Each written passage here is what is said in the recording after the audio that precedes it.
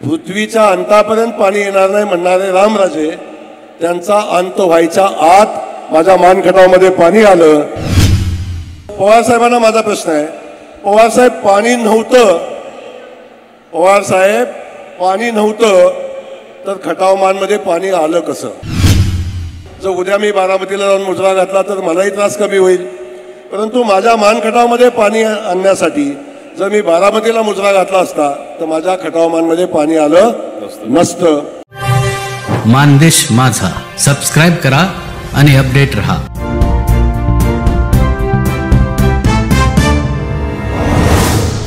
लाडकी बहीण सन्मान सोहळ्याला हजारो माता भगिनींचा उत्स्फूर्त प्रतिसाद.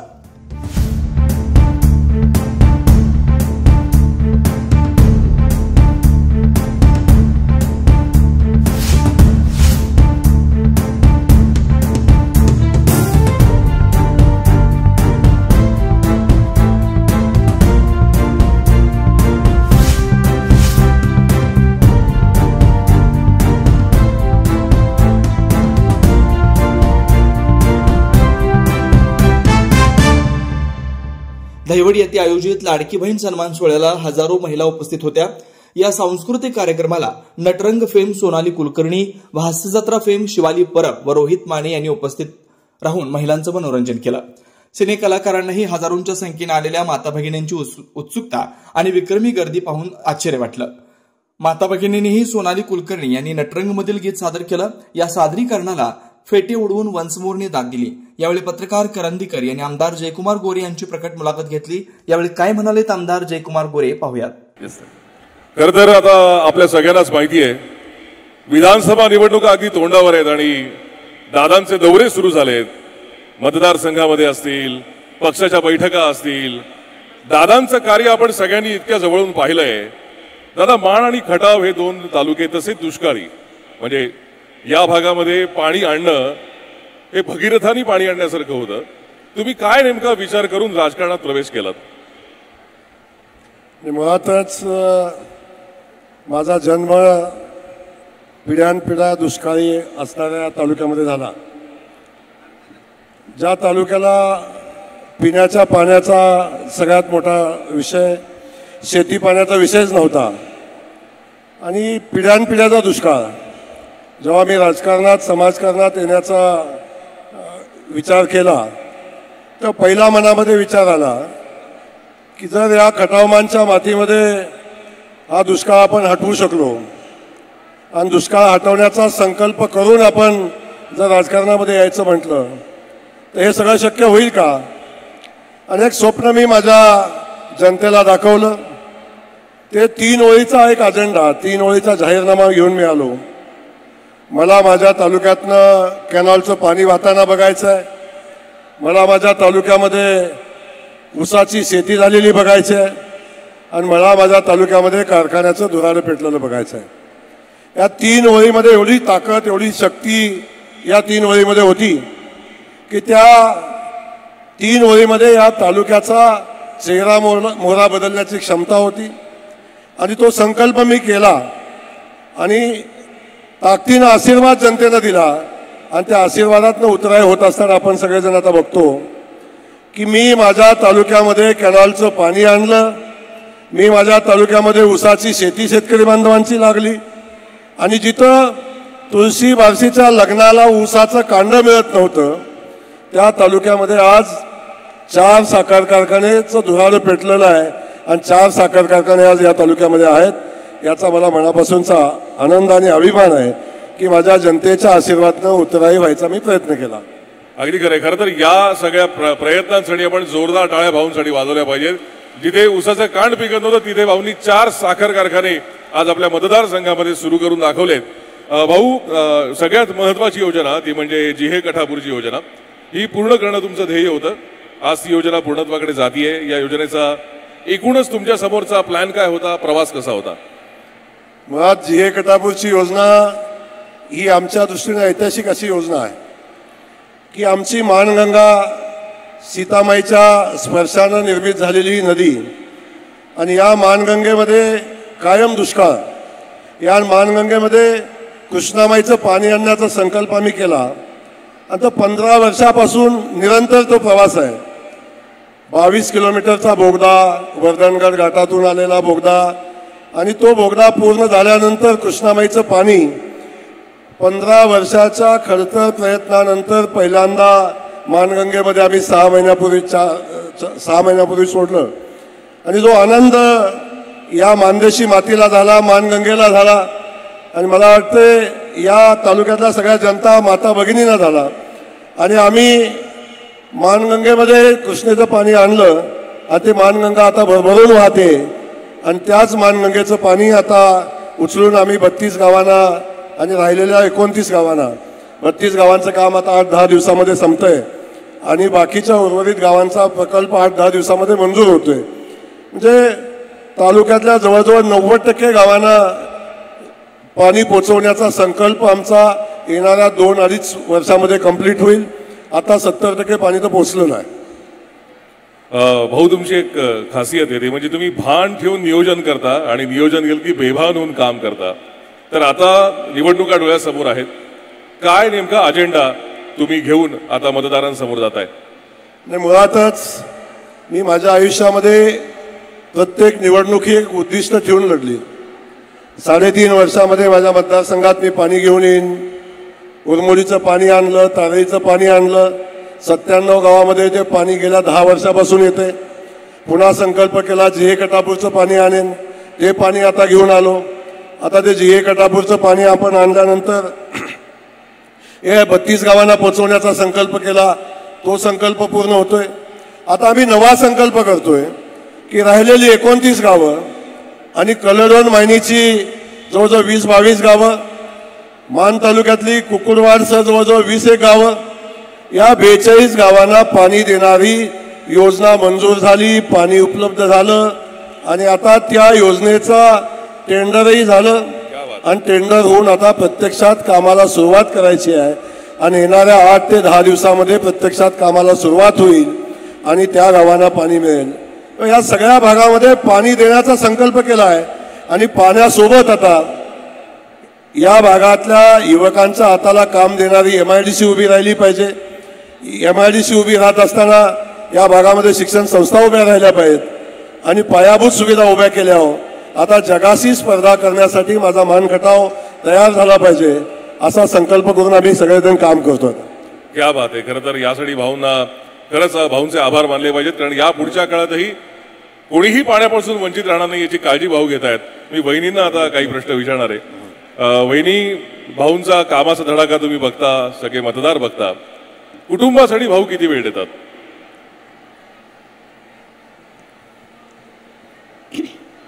कुटुंबासाठी तरी वेळ खूप कमीच आहे, कारण त्यांनी जे सगळं या तालुक्यासाठी काम करण्याचं जे ध्येय जे त्यांनी अंगीकारले, त्यासाठी माझ्या कुटुंबानी खूप सॅक्रिफाय केले.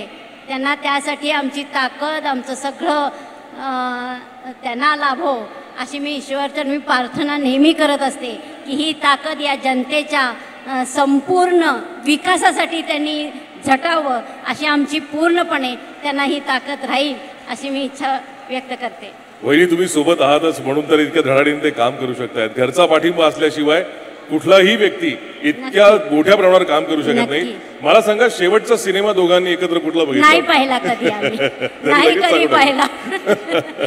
सिनेमा पाहायला कधी वेळच नाही मिळाला. एवढे ते जनतेमध्ये असतात, एवढे बिझी असतात.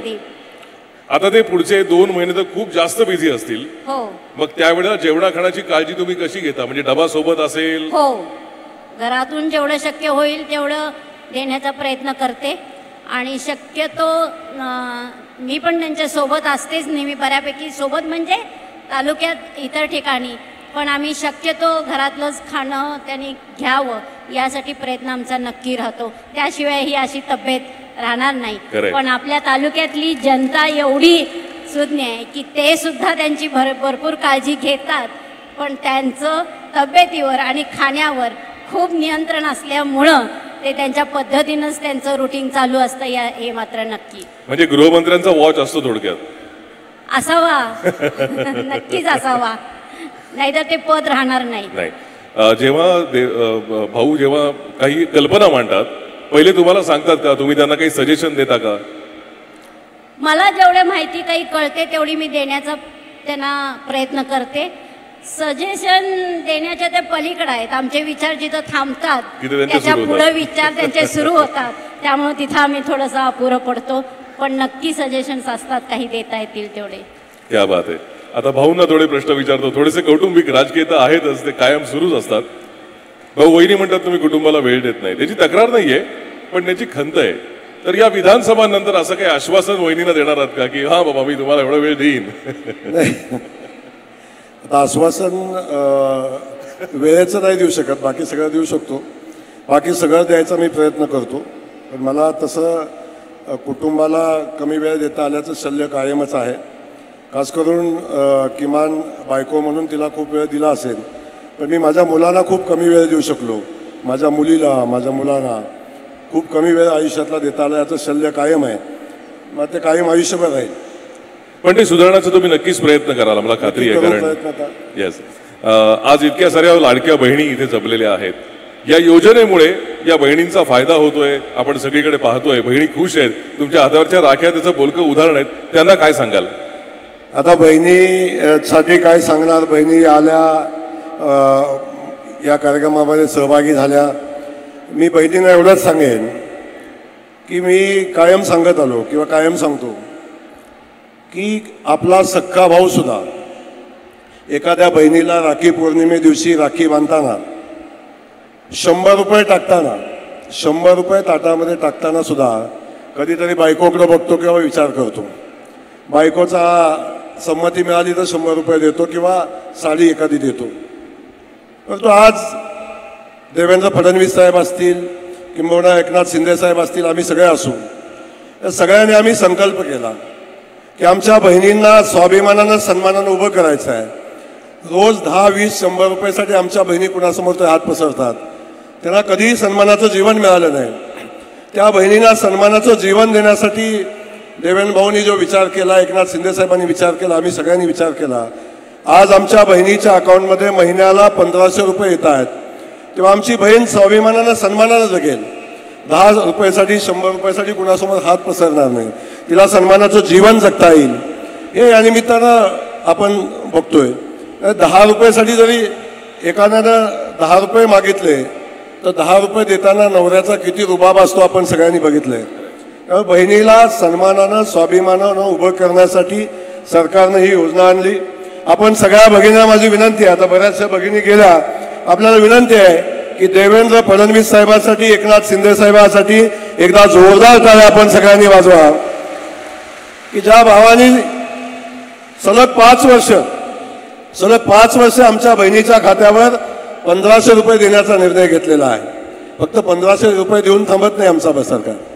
फक्त 1500 रुपयासोबत मुलींचं मोफत शिक्षण देतात. मुलगी जन्माला आली की आता तिच्या नावावर मोदीजी एवढे पैसे ठेवतायत की ती 18 वर्षाची झाली की ती आता लखपती होणार आहे. असे अनेक निर्णय महिला भगिनींच्यासाठी आमचं सरकार घेत आहे. आणि खास करून एक आमच्या सरकारनं मोदीजींनी घेतलेला निर्णय तो सगळ्यांसाठी, खास करून आमच्या माता भगिनींसाठी, खास करून आईसाठी महत्त्वाचा आहे. आपण सगळ्यांनी बघितलं, आईला, मुलाला जन्म आई देते, 9 महिने पोटामध्ये आई सांभाळते, दूध आई पाजते आणि मुलाला मोठा पण आई करते. आणि एवढं सगळं केल्यावर जेव्हा मुलगा शाळेत जायचा मापाचा होतो तेव्हा नाव मात्र बापाचं लागतं. आईचं नाव कधीही कुठल्या मुलाला लागलं नव्हतं. आता मोदीजींनी निर्णय घेतलाय, आमच्या सरकारनं निर्णय घेतलाय, आईचा सन्मान करण्याचा निर्णय घेतलाय. इथून पुढं प्रत्येक मुलाच्या नावापुढं बापाच्या नावासोबत आईचं नाव लावलं जाईल. आता माझं नाव जयकुमार भगवानराव गोरे आहे, तर माझं नाव जयकुमार कमल भगवानराव गोरेच लिहिलं जाईल, असा जो निर्णय घेतलाय. एकदा मोदीजींच्यासाठी सुद्धा जोरदार टाळ्या माझ्या भगिनींनी वाजवलं. खरंय भाऊ, सगळे विरोधक तुमच्या विरोधात कायम एकत्र असतात. तुमचा एवढा द्वेष का करतात ते? माझा द्वेष एवढाच करतात की मी बारावतीला मुजरा घालत नाही. अच्छा. माझी लढाई ही पाण्याची लढाई आहे. आणि इथं पाणी येण्यासाठी ज्या ज्या लोकांनी विरोध केला त्या लोकांशी माझी लढाई आहे. माझ्या राजकारणाचा पाया हा पाणी न देणाऱ्यांच्या विरोधातला आहे. मग पाणी आम्हाला कुणी दिलं नाही की ज्यांनी 40-50 वर्षी तर राजकारण केलं, खासदार म्हणून काम केलं, मंत्री म्हणून काम केलं, आणि ज्या शरद पवार साहेबांच्याकडून आमच्या जनतेच्या अपेक्षा होत्या त्या शरद पवार साहेबांनी जनतेला इथे येऊन सांगितलं की पाणी नाहीच तर इथं द्यायचं कुठनं. ज्या रामराजेंच्यावर 20 वर्ष या खात्याची जबाबदारी होती त्या रामराजेंनी सांगितलं पृथ्वीच्या अंतापर्यंत खटावमानमध्ये पाणी येऊ शकत नाही. मग मला सांगा, ज्या माणसाची मानसिकता पृथ्वीच्या अंतापर्यंत तिथं पाणीच येणार नाही अशी आहे आणि असा माणूस त्या खात्याचा मंत्री आहे, काय अपेक्षा असेल? खरं, काय जनता अपेक्षा ठेवील? पण सुदैवानं पृथ्वीच्या अंतापर्यंत पाणी येणार नाही म्हणलेल्या रामराजेंचा अंत व्हायच्या आत, पृथ्वीच्या अंतापर्यंत पाणी येणार नाही म्हणणारे रामराजे त्यांचा अंत व्हायच्या आत माझ्या मानखटावमध्ये पाणी आलं, याचा आम्हा सगळ्यांना आनंद आहे. अगदी खरं. आणि जे पवार साहेब म्हणत होते, पवार साहेबांना माझा प्रश्न या स्टेजवर नाही. पवार साहेब आपण म्हणला मानमध्ये अनेकदा आला, खटावमध्ये आला आणि पाणी नाहीच तर द्यायचंच कुठनं म्हटला, तर पवार साहेबांना माझा प्रश्न आहे, पवार साहेब पाणी नव्हतं, पवार साहेब पाणी नव्हतं तर खटावमानमध्ये पाणी आलं कसं, आलं कुठून? हाही माझा त्यांना प्रश्न आहे. त्या लोकांना एवढंच आहे की आजपर्यंत यांच्या हिशोबानं राजकारण चालत होतं, यांनी म्हणेल तसं चालत होतं. जर उद्या मी बारामतीला जाऊन मुजरा घातला तर मलाही त्रास कमी होईल, परंतु माझ्या मानखटावमध्ये पाणी आणण्यासाठी जर मी बारामतीला मुजरा घातला असता तर माझ्या खटावमानमध्ये पाणी आलं नसतं. त्यामुळे मी योग्य ट्रॅकवर आहे. द्वेष तर करत राहतील. छत्रपती शिवाजी महाराजांचा द्वेष झाला, डॉक्टर बाबासाहेब आंबेडकरांचा द्वेष झाला, महात्मा फुले सावित्रीबाईंचा द्वेष झाला. जेव्हा जेव्हा कुणी चांगलं काम हातामध्ये घेतलं तेव्हा तेव्हा त्या माणसाचा द्वेष हा समाजातल्या काही व्यक्तींनी विशिष्ट वर्गाने केला. तो द्वेष माझ्याही वाट्याला आलेला आहे. आणि मला वाटतंय खटावमानला पाणी देण्यासाठी, माझ्या तालुक्याला स्वाभिमानानं उभं करण्यासाठी, माझ्या बहिणींचा सन्मान राखण्यासाठी असा कितीही माझा द्वेष झाला तर त्या द्वेषाचा सामना जयकुमार गोरे करेल तेवढी ताकद माझ्या माता भगिनींच्या या खटावमानच्या जनतेच्या आशीर्वादाने माझ्यामध्ये आहे. अगदी खरं भाऊ. खरं तर तुमचं हे सगळं काम आणि विशेषतः पाण्यासंदर्भातलं काम बघितल्यानंतर एक इच्छा अशी मनात येते की पुढच्या काळामध्ये महायुतीचं सरकार आलं तर तुमच्याकडे त्या खात्याचं मंत्रीपद यावं, जेणेकरून महाराष्ट्रामधल्या अशा अनेक दुष्काळी गावांना तुमच्यासारख्या संकल्पनांचा फायदा होईल. मुळातच मी मंत्रिपदाची संधी अनेकदा येते जाते आणि आयुष्यात हे होत राहतं. पण मी कायम आमच्या नेत्यांना सांगत आलो की माझ्या तालुक्याला पाणी द्या. एक वेळ मंत्रिपद नाही दिलं चालेल, माझ्या तालुक्याला पाणी द्या. आणि मला देवेंद्रजींचं मनापासून आभार मानायचं आहे, मोदीजींचं आभार मानायचं आहे. या तालुक्याच्या पाण्याच्या प्रश्नासाठी मी आमदार झाल्यापासून 12,500 कोटी रुपये या तालुक्यात आले. आणि 3 वर्षानंतर, मी अगदी जबाबदारीने सांगतोय, 3 वर्षानंतर माझ्या तालुक्यातलं पालवण, वारुगड आणि बोथे ही 3 गावं सोडली तर 100% माझा मतदारसंघ पाण्याखाली येईल. त्यामुळं हे सगळे प्रश्न मार्गी लागतील. मंत्रिपद याच्यापुढे खूप छोटा आहे. माझ्या मानखटावच्या पाण्याच्या प्रश्नासमोर या जनतेच्या कामासाठी मंत्रिपद खूप छोटा आहे.